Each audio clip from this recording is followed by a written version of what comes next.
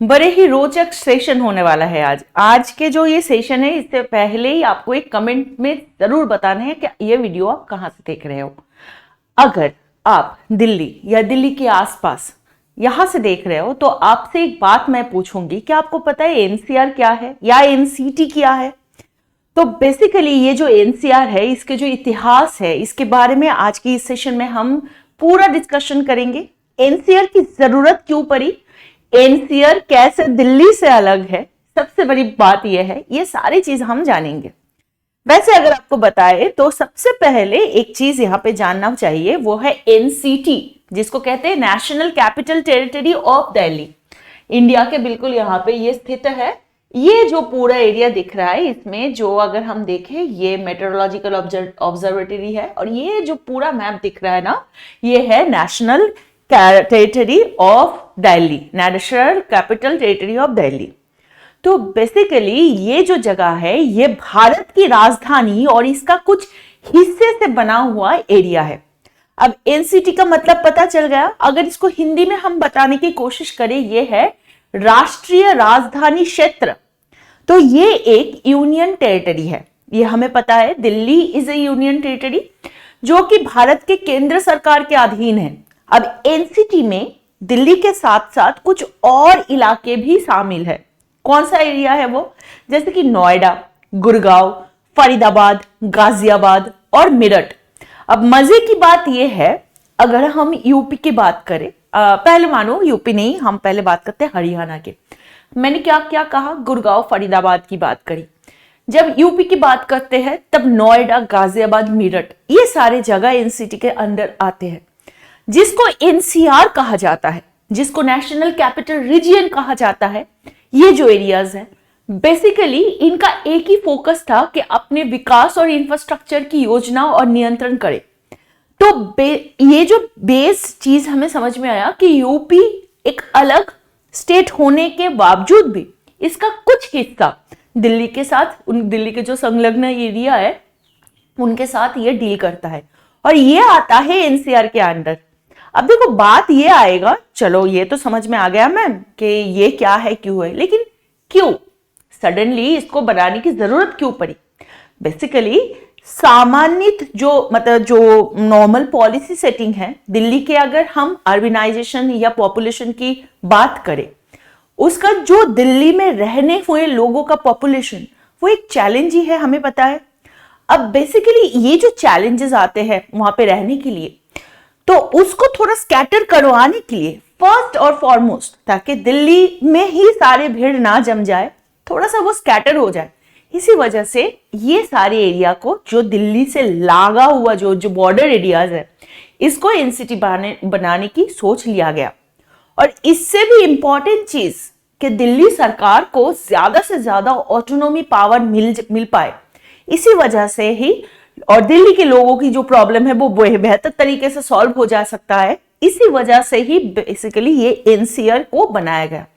अब ये है एनसीआर, अगर आप ढंग से देखोगे, ये है दिल्ली, ठीक है, दिल्ली सिर्फ इतना ही है, लेकिन हम इसको सारे हम एनसीआर के अंदर डालते हैं। और यहाँ पे आप देख सकते हो कि यूपी का ये सेक्शन आया है ना। यहाँ पे अगर हम देखेंगे, यहाँ पे देखो राजस्थान का सेक्शन आ रहा है, और डेफिनेटली यहाँ पे हरियाणा का भी जगह आ रहा है, जिसको कह रहे हैं हम दिल्ली एनसीआर रीजन। अब देखो यहाँ पे कुछ टेक्नोलॉजिकल या टेक्निकल बातें कर लेते हैं। जैसे कि हम पूरा ये पढ़ रहे हैं तो हमें ये जानना जरूरी है, ये जो एनसीआर है, इसका जो प्लानिंग बोर्ड है वो 1985 में बनाया गया था। कब बनाया गया था? 1985 में बनाया गया था। इन्होंने बताया, इसका नाम दिया गया कि national capital region planning board act, ठीक है, national capital region planning board act. चलो लिख ही देते हैं, national capital region planning board act के तहत इसको बनाया गया, ठीक है। ये एक्ट इस टाइम पे आया था, उसके हिसाब से इसको बनाया गया। और अगर हम एनसीटी की बात करें तो एनसीटी का गठन हुआ था 1992 में, जो कि ये है, ये जो एनसीटी की बात करें ना, ये 1992 में बनाया गया था, ताकि दिल्ली को एक स्पेशल पावर मिले। मतलब वो स्पेशल पावर क्या है? दिल्ली एक यूनियन टेरिटरी होने के बावजूद भी ये एक हाफ वे मतलब पार्शियल स्टेटहुड स्टेटस रखता है। समझ में आ गया ना? क्योंकि 1956 में, 56 कहते हैं ना, 1956 एग्जैक्टली 1956 में, यार देखो कोई उल्टा सीधा मत बोलना, ठीक है, थोड़ा सा स्लिप ऑफ टंग हो गया। तो 1956 में दिल्ली को यूनियन टेरिटरी बना दिया गया क्योंकि इसका जो पॉपुलेशन है और जो एरिया है वो बहुत ही बढ़ गई। अब एनसीआर की एरिया, अगर चलो यहां पे और एक चीज बता देते हैं कि ये जो मैंने बताया बढ़ गई, कितना बढ़ गई भाई? जब 1985 में ये एनसीआर का स्थापित हुआ था, जब ये एनसीआर बना था ना, तब इसका जो एरिया था वो था 34,144 स्क्वायर किलोमीटर। ठीक है, स्क्वायर किलोमीटर इतना था। फिर जाके जब ये आगे बढ़ता गया ना, जब 2001-2018 में ये आया तो वो बन गया 55,083 स्क्वायर किलोमीटर। ठीक है, समझ में आया? इतना बढ़ गया, 20,000 स्क्वायर किलोमीटर ये बढ़ गया। और ये सिंपल बात है कि अगर इतना बढ़ जाता है तो पॉपुलेशन भी बहुत ज्यादा बढ़ गया होगा। अब देखो कोई कुछ चीज यहां पे आपको बताना जरूरी है, जैसे कि उत्तर प्रदेश हो गया, राजस्थान हो गया, हरियाणा हो गया, इतने सारे जो अलग अलग स्टेट है। समझो दिल्ली खुद में क्या है? दिल्ली खुद में एक सिंपल वे में एक यूनियन टेरिटरी है या केंद्र शासित अंचल है, केंद्र शासित एक एरिया है, जैसे कि बाकी और यूनियन टेरिटरीज होते हैं। लेकिन यहाँ पे बात इस पे आ रही है कि यहाँ पे दिल्ली के साथ साथ और बाकी कुछ राज्य है, उनका भी डिस्ट्रिक्ट आ रहे हैं। जैसे मैंने आपको बताया, यहाँ पे अगर इसमें आप देख सकते हो, देखो सोनीपत, पानीपत, रोहतक, है ना, ये गुड़गांव, सारे ये एरिया, गाजियाबाद, मेरठ, मुजफ्फरनगर, बकवट यहाँ पे, फिर यहाँ पे अलवर आता है। ये जो एरिया हम देख रहे हैं, ये जो डिस्ट्रिक्ट आ रहे हैं, ये सारे एनसीआर के अंदर आ रहे हैं। इसका जो पॉपुलेशन था ये 46 मिलियन के आसपास था अंडर 2021, मतलब 2011, सॉरी 21 का तो नहीं हुआ ड्यू टू कोविड, उसको पीछे करके 2026 में पॉपुलेशन सेंसस किया जाएगा। तो ये 46 मिलियन के आसपास है, जो कि अगर देखा जाए ये पूरे पॉपुलेशन के अंदर 62.6% अर्बनाइज्ड है, मतलब शहर के अधीन है। अब एनसीआर की जीडीपी अगर 2015 और 16 का देखा जाए, 2015 और 16 में एनसीआरटी की जीडीपी से पूरे इंडिया का 7.5% जीडीपी यहां से आते हैं। भाई विराट नंबर है ये जो एरिया है, यहां से जो जीडीपी इंडिया में आ रहा है 7.5% इंडिया के लिए आ रहा है। और इसको अगर हमने वर्ल्ड के हिसाब से मानना है ना, this is 1.5% GDP world economy के अंदर। ये एरिया इतना ज्यादा प्रभाव बरकरार रखती है। वैसे आपको बता दे, ये जो एनसीआर है, एनसीआर की सबसे बड़ी बात है, यहाँ पे बहुत सारे इकोलॉजिकल सेंसिटिव एरियाज पाया जाता है। ठीक है, ये देखो, ये एनसीआर की रीजनल प्लान है। मतलब पहले 100 किलोमीटर तक था, अब हम देख रहे हैं 150 किलोमीटर तक भी ये इसको बढ़ाया जा सकता है, देयर इज अ चांसेस। तो इसमें हम क्या बता रहे हैं, देखो इसका जो इंटरिम जनरल प्लान है वो 1956 में बना गया था, आपको पता है, इसमें कोई दौरा नहीं है। जबकि भारतवर्ष में ये दिल्ली नामक एक यूनियन टेरिटरी को स्थापित किया गया है ना। फिर उसके बाद इसका जो मास्टर प्लान है वो 1962 में एस्टेब्लिश करा गया on the basis of the regional context. यहाँ के राज्यकालीन जो क्षेत्र है, इसका क्या कैटेगरी रहेगा, इसका क्या चरित्र रहेगा, क्या इसका कैरेक्टरिस्टिक रहेगा, उसी के ऊपर आधार करके इसको बनाया गया। फिर इनैक्टमेंट हुआ national capital region planning board act के तहत, जो कि आपको मैंने बताया 1985 में। फिर जाके फर्स्ट स्टैट्यूटरी रीजनल प्लानिंग वो 2001 का वो अप्रूव किया गया नवंबर 1988 और नोटिफाइड इन 1988 में इसको बनाया गया। फिर जाके 1989 में इसको नोटिफाई किया गया, 2001 में इसको अप्रूवल मिला। और सेकेंड स्टैट्यूटरी रीजनल प्लान जो कि एनसीआर के तहत बनाया गया था, वो अगर हम देखें वो भी बनाया गया कब, नेक्स्ट 4 साल बाद, जो कि 2005 में। और थर्ड जो प्रिपरेशन बनेगा, जो कि मैं आपको बता रही हूं, ये जो प्लान है ना एनसीईआरटी को, इसको इसको बड़ा बनाने के उद्देश्य में, तो ये बनेगा 2041 में। अब इतने टाइम तक जाके ये और ज्यादा एक्सपैंड करेगा, ये नॉर्मल बात है, ठीक है। तो इसमें बहुत सारे सेंसिटिव एरिया पाया जाता है। सेंसिटिव एरियाज के अंदर सबसे पहले अगर हम बात करें वो है इकोलॉजिकल सेंसिटिव एरियाज। जैसे कौन सा है, अगर आप यहाँ पे देख सकते हो, यहाँ पे क्या है, सुल्तानपुर नेशनल बर्ड सैंक्चुरी है ना। फिर यहाँ पे ओखला बर्ड सैंक्चुरी है जो कि नोएडा के अंदर आते हैं। और यहाँ पे बहुत सारी चीज नहीं दिखा गया है, आपको भी याद करके रखना है। आरावली है, यहां से आपका आरावली आ रहा है, राइट। आरावली का यहाँ पे एक्सपेंड एक एरिया यहाँ पे मिलेगा। फॉरेस्ट, बहुत सारे फॉरेस्ट है, वाइल्ड लाइफ, बर्ड सैंक्चुरीज, ये सारे हैं।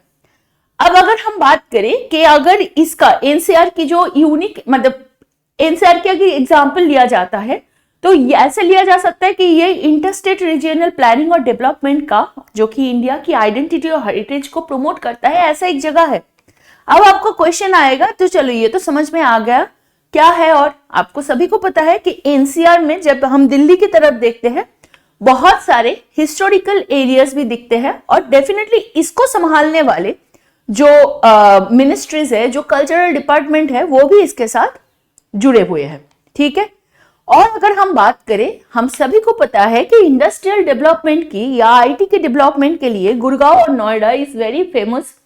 Other than that IIT Delhi, AIIMS, JNU, Rohtak, DRDO, ISRO, Maruti Suzuki, Honda, Samsung, Microsoft, मतलब क्या नहीं है। अब क्वेश्चन आ रहा है, मैम सब तो समझ में आ गया, लेकिन सडनली ये एनसीटी बनाने की जरूरत क्यों पड़ी। सबसे पहले तो ये बता दिया आपको कि पॉपुलेशन को डिवाइड करने के लिए, अच्छी तरह से डिस्ट्रीब्यूट करने के लिए इसकी जरूरत थे। लेकिन और क्या रीजन था अगर हम बताएं, सबसे पहले तो ये समझना पड़ेगा कि दिल्ली एक पार्शियल स्टेटहुड मिला है, दो it is A union territory. तो सरकार को अपना बजट है, पुलिस है, पब्लिक ऑर्डर है, ये सारे मेंटेन करने के अधिकार मिलता है। लेकिन जो एनसीटी है, मतलब नेशनल कैपिटल टेरिटरी एरिया है, उसमें दिल्ली सरकार अपने ये चीजों को अप्लाई कर सकता है। इससे क्या होता है, दिल्ली सरकार को अपने जो रिसोर्सेस है और मैन पावर है उसको बेहतर इस्तेमाल करने का मदद मिलती है। सेकंड क्या इसका फायदा होता है, सेकंड फायदा यह है कि दिल्ली के जो आसपास इलाका है उसका विकास करना, उसका कोऑर्डिनेशन करना, उससे क्या होगा, दिल्ली के जो ट्रैफिक है, पोल्यूशन है, कॉन्जेशन है, उसको कम करने के लिए सहायता मिल सकता है। तीसरी फायदे की बात अगर करें तो एनसीटी में दिल्ली के लोगों को ज्यादा रिप्रेजेंटेशन और पार्टिसिपेशन मिलता है। इससे दिल्ली के जो लोग हैं उसकी आवाज, उसके डिमांड सरकार तक पहुंचने में भी आसानी होती है। तो आपको लगेगा तो फायदे ही फायदा है, नहीं। हर कॉइन्स का, हर पैसे की, हर सिक्के की दो पहलू होते हैं। नुकसान की भी यहाँ पे बात होगी। सबसे पहला नुकसान क्या होता है कि देखो, दिल्ली की जो सरकार और जो केंद्र सरकार के बीच में कई बार कॉन्फ्लिक्ट देखने को मिलता है। इससे दिल्ली के गवर्नेंस और एडमिनिस्ट्रेशन में बहुत ज्यादा दिक्कत आती है। और प्रेजेंट सिचुएशन में आपको पता है कैसे दिल्ली की जो सरकार है और जो केंद्र सरकार है उसके अंदर टैसल इतना बढ़ गया है कि दिल्ली का मैक्सिमम अच्छा खासा जो मंत्री थे उनको भी जेल में डाला गया। दूसरा नुकसान की बात करें तो एनसीटी में दिल्ली के आसपास के जो इलाके हैं उसमें डेवलपमेंट अनइवन होता है, अनप्लान्ड होता है। सबसे बड़ी प्रूफ ये है, आप अगर गुड़गांव जाओगे, वहां के जो सिचुएशन है, आप सोनीपत जाओ, वहां के सिचुएशन बिल्कुल डिफरेंट दिखने को मिलेगा। तो मतलब जो एरिया है उसमें जो डेवलपमेंटल सेगमेंट वो प्रॉपर वे में, इवन वे में नहीं हो रहा है। थर्ड नुकसान की बात करें तो सिंपल बात है भाई, राजधानी में जो लोग रहते हैं, जो कैपिटल में रहते हैं, उनके जो डिमांड्स है वो बहुत ही ज्यादा हाई होगा। और जितना ज्यादा हाई होता है ना, उतना ज्यादा सेटिस्फेक्शन और हैप्पीनेस लेवल कम हो जाता है तुम्हारे अंदर मतलब I am talking about you, आप जो वीडियो देख रहे हो ना, आप उतना खुश तब होगे जब आपके एक्सपेक्टेशंस कम होंगे। बताते हैं ना हर वक्त, श्री कृष्ण ने भी बार बार बोल रखा है कि भाई एक्सपेक्टेशंस, आशाएं मत रखो, है ना। आप फल की चिंता मत करो, बस अपने काम करते जाओ, सकाम काम कहते। तो बेसिकली पॉइंट ये है कि आप जितना सोचोगे मेरा सरकार मुझे इतना देगा और सरकार दे नहीं पाया, भाई सरकार तो फालतू है, हम बताएंगे ना, यही चीज होता है। तो इससे क्या होता है, बहुत बड़ी कांड होती है। वो क्या होता है, एक पॉइंट होता है हैप्पीनेस इंडेक्स। क्या होता है, हैप्पीनेस इंडेक्स, खुश होने वाले की जो आपके पास एकक है, जो यूनिट है, उसको हैप्पीनेस इंडेक्स कहा जाता है। वो हैप्पीनेस इंडेक्स कम हो जाता है, ये बहुत बड़ी नुकसान है। आपको लगेगा क्या ही बात है, सब लोग ही तो दुखी है, नहीं। भूटान का पता है, भूटान का हैप्पीनेस इंडेक्स सबसे हाईएस्ट है। क्यों है वो थोड़ा दिमाग लगाओ, कमेंट में लिख के मुझे बताओ। तो ये सेशन आपको कैसा लगा ये जरूर बताना, और आपको वो जो फर्स्ट क्वेश्चन रखा था ना, आप कहां से हो वो भी जरूर बताना।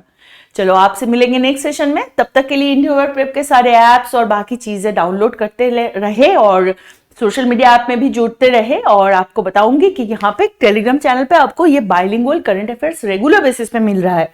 यहाँ पे आपको बता सकते हैं it's a one stop solution for you, for your preparation, for the everyday preparation. तो आप आराम से इसको डाउनलोड कर सकते हो फ्री में। तो ज्वाइन टू आवर और टेलीग्राम ग्रुप। और आज के सेशन यहाँ तक की, आपसे मिलेंगे नेक्स्ट सेशन में, तब तक के लिए बाय बाय, टेक केयर, अच्छे से रहना, ध्यान से रहना। Definitely remember to take care of your all family, friends, माँ, mummy, papa, everyone, brother, sister, everyone and friends also, because end of the day you have to become a responsible citizen. Bye bye, take care and जय हिंद।